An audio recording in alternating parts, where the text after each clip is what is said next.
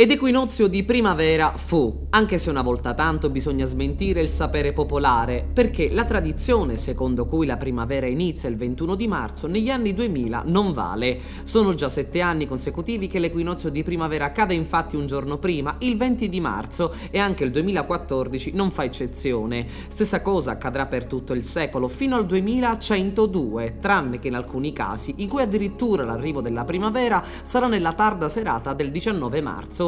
In realtà, infatti, la data dell'equinozio, cioè il giorno in cui, almeno in teoria, le ore di luce e di buio coincidono e che dà inizio ad autunno e primavera, e quella del solstizio, che invece sancisce l'arrivo dell'estate e dell'inverno, variano a seconda della posizione della Terra nel suo moto di rivoluzione intorno al Sole. Equinozio e solstizio arrivano in un momento preciso e quest'anno sarà alle ore 17:57. Da oggi al Polo Nord comincia il grande giorno che durerà 6 mesi, mentre al Polo Sud arriva la lunga notte.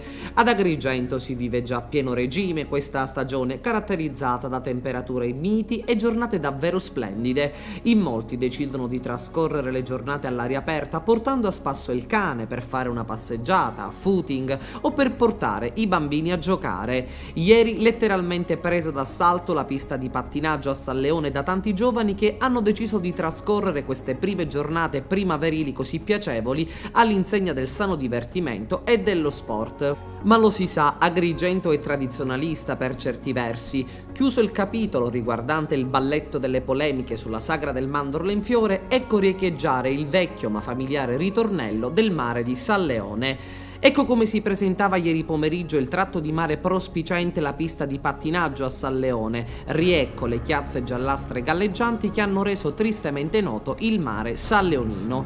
I lavori per trasferire i reflui dal villaggio Peruzzo al depuratore di Sant'Anna sono iniziati, anche se l'obiettivo finale resta il nuovo depuratore al villaggio Mosè. Speriamo che queste recenti chiazze comparse ieri siano le ultime di questa annosa vicenda.